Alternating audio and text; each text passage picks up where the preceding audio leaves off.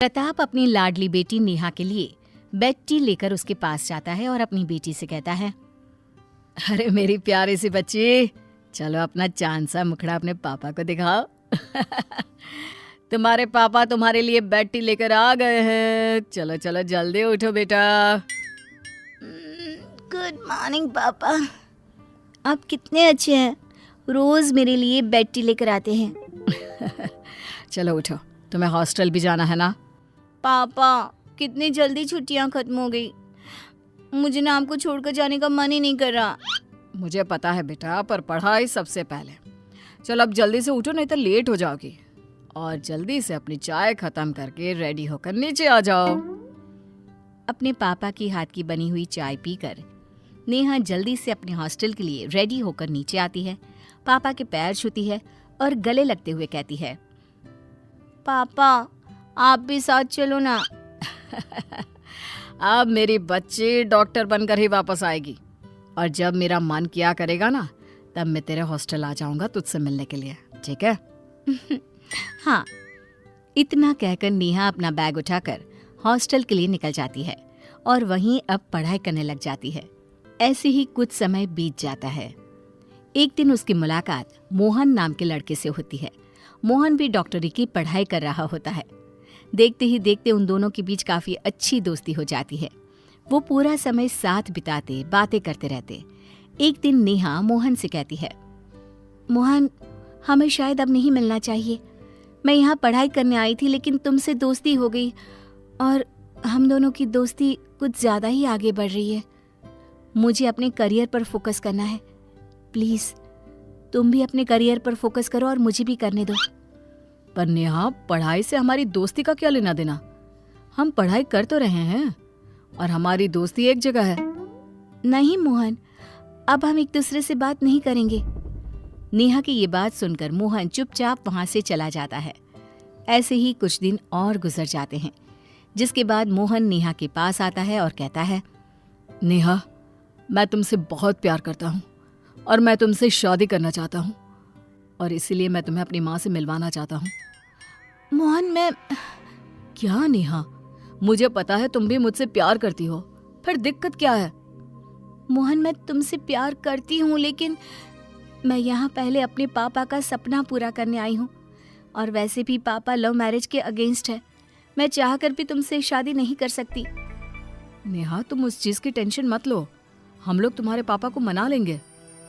इतना कहकर मोहन और नेहा अपनी पढ़ाई करने के लिए अपने क्लास में चले जाते हैं। अगले ही दिन नेहा के पिता प्रताप नेहा से मिलने के लिए उसके हॉस्टल आते हैं, जहां वो नेहा को मोहन के साथ देखते हैं और बिना उससे बात किए वहां से चले जाते हैं। घर वापस पहुंचते ही प्रताप मोहन के बारे में सारी जानकारी निकलवाते हैं और प्रताप को नेहा और मोहन के बारे में सब कुछ पता चल जाता है। वहीं दूसरी तरफ नेहा की दोस्त प्रीति नेहा से कहती है, अरे नेहा, मैंने तुम्हारे पिता को देखा था, तुमसे मिलने आए थे क्या? क्या? मेरे पापा यहाँ आए थे और बिना मुझसे मिले चले गए? नेहा को कुछ डाउट होता है। अब 2 दिन बाद नेहा अपने घर जाती है और पापा से मिलती है, जहां उसके पिता उसको देखकर कहते हैं, नेहा, वो लड़का कौन था तेरे साथ? कौन सा लड़का पापा? तुम्हें अच्छे से पता है मैं किसकी बात कर रहा हूँ। मोहन, कौन है वो? पापा, मैं आपको बताने वाली थी। बस नेहा, मैंने तुम्हें इतने नाजों से पाल पोस कर बड़ा किया, तुम्हारी हर इच्छा, हर मांग पूरी की, तुम्हें कभी किसी चीज की कमी नहीं होने दी। जहां बोला उस कॉलेज में एडमिशन कराने के लिए जमीन आसमान एक कर दिए। किस लिए? ये दिन देखने के लिए। अच्छा हुआ आज तेरी माँ जिंदा नहीं है, अगर वो आज जिंदा होती तो जीते जी मर जाती। काश भगवान, मैं भी ये दिन देखने से पहले मर ही जाता। इतना बोलते ही प्रताप अपने दिल पर हाथ रखकर जमीन पर गिरकर बेहोश हो जाते हैं। नेहा अपने पिताजी की ये हालत देखकर जल्दी से हॉस्पिटल लेकर जाती है, जहां डॉक्टर उसे बताते हैं कि उसके पिताजी को दिल का दौरा पड़ा है। ये सुनकर नेहा हक्की बक्की रह जाती है। ये मैंने क्या कर दिया? आज मेरी वजह से पापा जिंदगी और मौत के बीच पहुंच गए। पापा ने माँ और पिता दोनों का फर्ज अच्छे से निभाया और मैं एक अच्छी बेटी भी नहीं बन पाई। अब मैं एक बेटी होने का फर्ज निभाऊंगी। मैं अपना करियर बनाऊंगी और पापा के सपनों को पूरा करूंगी। नेहा अपने पिता प्रताप के पास जाती है। कुछ देर बाद प्रताप को भी होश आ जाता है और नेहा अपने पिता से कहती है, पापा, मुझे माफ कर दीजिए। मैं आपसे बहुत प्यार करती हूँ और मैं आपको खोना नहीं चाहती। मैं वही करूंगी जो आप चाहोगे। मैं सिर्फ और सिर्फ अपनी पढ़ाई पर ध्यान दूंगी और एक बहुत बड़ी डॉक्टर बनकर दिखाऊंगी। आपको मुझ पर नाज होगा। ये सुनकर प्रताप नेहा को गले से लगा लेता है। इसी तरह 5 साल बीत जाते हैं। अब नेहा एक बहुत बड़ी डॉक्टर बन जाती है और एक अच्छे से बहुत बड़े हॉस्पिटल में काम करने जाती है, जहां उसकी मुलाकात एक बार फिर से मोहन से होती है। मोहन को देखकर नेहा की पुरानी यादें ताज़ा हो जाती हैं और वो खुद के आंसुओं को रोक नहीं पाती। नेहा को देखकर मोहन उसके पास आता है और कहता है, इतने सालों बाद तुम्हें देखकर अच्छा लगा, लेकिन तुम रो क्यों रही हो? छोड़कर तो तुम ही गई थी ना। मैं तो आज भी वहीं खड़ा तुम्हारा इंतजार कर रहा हूँ। मोहन, मुझे माफ कर दो। उस समय वही हम दोनों के लिए सही था और आज भी मैं तुमसे यही बोल सकती हूँ कि हम कभी एक नहीं हो सकते मोहन। इतना बोलते ही नेहा वहां से चली जाती है और घर जाकर अपनी डायरी में अपनी सारी मन की बातें लिख देती है कि तभी वहां प्रताप आ जाता है। नेहा जल्दी से अपने आंसुओं को पोंछ लेती है और पिता से कहती है, पापा, आप यहाँ? बेटा, तू अब तक हॉस्पिटल नहीं गई?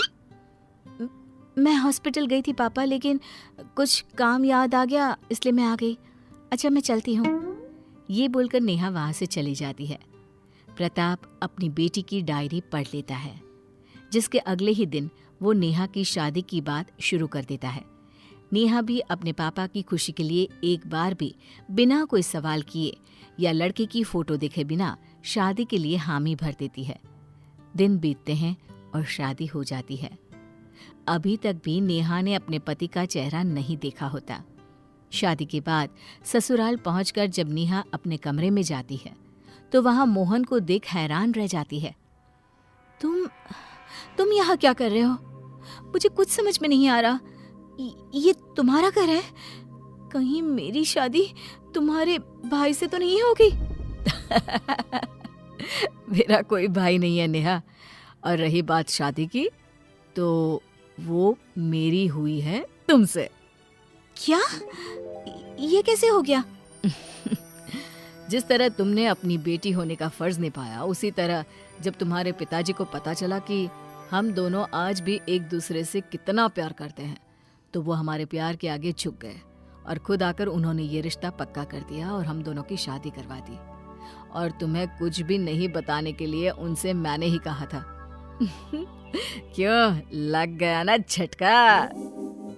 जिसके बाद नेहा और मोहन हंसने लगते हैं और अब नेहा अपने ससुराल में अपने पति और सास के साथ खुशी खुशी रहने लगती है।